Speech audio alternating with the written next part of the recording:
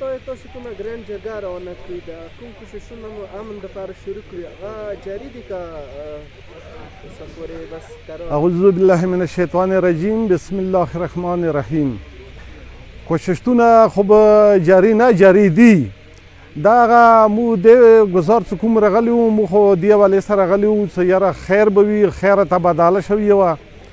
او صرف کمیشن حوالې سره مو د جرګه راغلي وه چې د کمیشن والا موجود شي دې سره سره به مو د جرګه هم روانه شي هغه داسې یوه درناکه واقعه لاره سادې چوک کې وشوه چې د کورمې باندې ډېر بد اثر وکړ بلکې کورمې باندې نه مو جرګې باندې ډېر بد اثر وکړ دې کې زنانه وه عزت والا وه د کورمې عزت ورکړي او بل هغه دومره درناکه واقعه شوې دی چې کورمې باندې ډېر بد اثر کړی دی خو بیا هغه باوجود مو د جرګه څه کومه ګرینډ جرګه وه دا بار و بار 15 ورځې کورمېوالو باندې کېناسته دیو سره مو خپل مطلب هغه بیان هغه وینا ورته وکړه چې دیو کې صبر پیدا شو شکر الحمدلله چې صابر شو صبر ورکې پیدا شو مو ویلو چې اوس تاسو دومره صبر وکړو چې لږ د حکومت ته پاته ولګېږي چې د حکومت دې باندې څه کاروایي کوي یاد ور باندې مطلب حکومت هم صبر کوي هغه کورمېوالو مو سره ومنله نن خو شکر الحمدلله جویسي صاحب راغلی و اول په سادې کې ډېر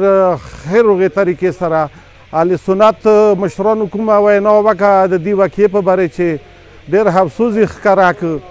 او ډېره غمدردي ورڅخه ښکاره کړه بیا هغه ځنه مو راغلو پړه چینار دغه ته ګورنر کاټه شي کومه جرګه هلې تشخیصه وشوله هغه شکر الحمدلله ډېر امن طریقې ته لاړه خبره امن به وي که خیر وي مو د جرګې کوششونه به بالکل جاري وي او داسې د دغه والا خبره اوس دستي خدای خیر وکړي نشته څه داسې خبره موجوده نشته څه نه امن خراب شي امن به وي امن به برقرار وي اعوذ بالله من الشیطان الرجیم بسم الله الرحمن الرحیم مو خو دې جرګې چې راغلی یم همیشه دپاره دا ټکی کوم چې یاره تاسو هر دوه فریقه شیعه سني ما جوړېږو مسلمان هو کې تاسو د امن دپاره کار کو و د کوم تاسو د افسرانو مخ چې کوم گفتار کو په کار داره چې کردار منده شي وي په کار داره چې امن تاسو عملی جامع سه خپل لوکل کمیټي جوړې کو چې هغه د وړې وړې مسالې حل کوي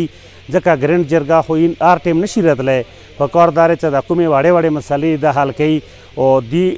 واجې نه لکه د هرې یوې خبرې نه دې چې مسالې ټولې تقریبا د ځمکو وي خو نه رنګ د مذهبي ورکوي نو دا د ټول پاکستان باندې بد اثر کوي په کار داره چې د ځمکو معاملې په ځمکو سره کوي دینه مذهبي رنګ ما ورکوي ډېره مننه